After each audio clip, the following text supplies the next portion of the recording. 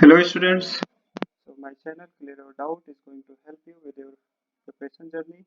If you are a JEE student, you can ask your doubt regarding physics and mathematics. And if you are a NEET UG student, you can ask your doubt regarding physics only. Just send your question or doubt to my Telegram channel. A link for the Telegram channel is given in the description. So let's do this question. I had given this quiz in my Telegram channel, and many of the students made mistakes. They could not get it right in first attempt, I think. Okay, after knowing the answer, I think it is very easy. I'm going to tell you approach, how to approach such question. Okay, so if there is no external torque, okay, statement type question में ना आप just think about it कि आपको answer given होता है, you know the answer, you just have to tell कि whether that answer is correct और not. तो अगर आप क्या करोगे, आपको क्वेश्चन, लेट से क्वेश्चन नहीं गिवन है, आंसर गिवन है, तो you start from the answer. Answer से आप शुरू करोगे and you will do the reverse engineering. Okay, answer से आप क्वेश्चन की तरफ बढ़ोगे क्रूड वे में, अगर आप if you want to put it. Okay, so let me just show you how. So if there is no external torque on a body about its center of mass, then velocity of the center of mass remains constant. Okay, so आपको पूछा क्या है, velocity remains constant. Velocity is constant, right? अगर velocity constant है तो आप तुरंत ये सब ऐसे ही, आंसर से मैं जा रहा हूँ, क्या है वेलोसिटी कांस्टेंट ना, फिर एक्सीलरेशन क्या होगा, जीरो होना चाहिए. कब होना चाहिए ऐसे, अब थोड़ा क्वेश्चन की तरफ आते हैं. जब एक्सटर्नल टॉर्क जीरो, ये भी गिवन है आपको, external torque tau external is equal to zero. If this happens, क्या ये आता है, डज इट इम्प्लाई, इसको ऐसे मैथ के फॉर्म में स्टेटमेंट, वो इस C, I always say right, physics में you try to put formulas into words, into theory, into definition, और जब आपको definition दिया हो then you try to put it in math. So this goes both ways. ठीक है, और statement type में math ही सॉरी statement given होता है, definition given होता है, then you try to put it in maths as well. ठीक है, अगर you cannot solve it in first instance. Okay, चलो करते हैं. तो आप कोई एग्जांपल माइंड में सोचो, पहले माइंड में मत सोचो, ऐसे ऐसे देखो, फॉर्मूला से चलते हैं. बेसिक बेसिक चीज आपको जो पता है, टाउ टॉर्क क्या होता है, force into perpendicular distance from the line of action of force to the centre of mass, right.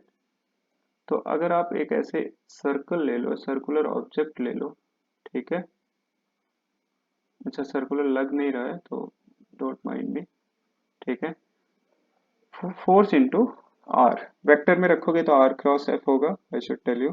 So magnitude रखा हूं मैं, एफ इंटू आर. तो टॉर्क जीरो होने के लिए हमें या तो फोर्स जीरो करो या तो आर भी तो जीरो हो गया, तो टॉर्क जीरो हो जाएगा. देखो अगर फोर्स जीरो हो गया then this statement is perfectly right.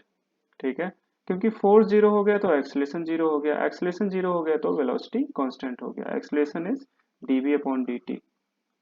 किसी वेरिएबल का डेरिवेटिव तभी जीरो होता है व्हेन इट इज कांस्टेंट, तो कांस्टेंट वेलोसिटी कांस्टेंट. ठीक है, लेकिन फोर्स जीरो होना जरूरी नहीं है in order to torque zero होने के लिए. सो फोर्स जीरो होना जरूरी नहीं है किसके लिए, टॉर्क जीरो होने के लिए. आर भी तो जीरो हो सकता है, आपका line of action he centre of मास से जा रहा है, आप एक फोर्स लगा रहे हो, ठीक है, इस पे टॉर्क कितना होगा बताओ, ये लीनियर ऐसे फोर्स लगा रहे हो, ऐसे ट्रांसलेशन मोशन करा रहे हो इसको, कोई टॉर्क नहीं लगेगा. अभी यहाँ लगा दो तो इस पे टॉर्क लगने लगेगा, राइट. इसकी रेडियस फाइनाइट है, मतलब फाइनाइट मतलब गुड इनफ, लार्ज इनफ है. ठीक है, तो एफ इंटू आर एक टॉर्क आ जाएगा इस पे. ठीक है, आप कोई भी एग्जांपल आप ले सकते हो, ठीक है, जहाँ पे आप फोर्स अप्लाई कर रहे हो, ठीक है, there is acceleration but r zero होने की वजह से net torque external torque zero है, तो पहला स्टेटमेंट इनकरेक्ट हो गया, राइट. क्यों, यहाँ पे आर जीरो हो जाएगा, फोर्स नॉन जीरो रहेगा और टाउ एक्सटर्नल जीरो हो जाएगा. तो टाउ एक्सटर्नल जीरो होने के बावजूद एक्सलेशन जीरो नहीं होगा, और एक्सलेशन नॉन जीरो होने पे वेलोसिटी वुड बी वेरिएबल. ठीक है, वेलोसिटी कांस्टेंट नहीं होगा. सेकंड क्वेश्चन में आते हैं, सेकंड स्टेटमेंट में, linear momentum of an isolated system remains constant. एक बात बताओ, आइसोलेटेड सिस्टम कहते हैं किसको है? You must think just after reading this system. Universe, ये थर्मोडायनेमिक्स में भी आएगा, ठीक है। यूनिवर्स, यूनिवर्स एक आइसोलेटेड सिस्टम हो गया, ठीक है। अब आइसोलेटेड सिस्टम आप डिफाइन कर दिए, तो इसके अंदर एक एक बाउंड्री डिफाइन किए ना, ठीक है। तो इस बाउंड्री के अंदर जो कुछ भी हो रहा होगा, राइट, ये सब इंटरनल चीजें हैं। Internal force, internal energy, energy जो भी जितने पैरामीटर, फिजिक्स के पैरामीटर समझते हो, everything is internal force, everything, right. तो इस पे एक्सटर्नली कुछ लग रहा होगा क्या? कोई भी force, energy, nothing, nothing, nothing is applied on it. So एक आइसोलेटेड सिस्टम में जो नेट फोर्स होता है वो क्या होता है? जीरो। अब न्यूटन सर्कुल आते हैं। So Newton second law, what does it से?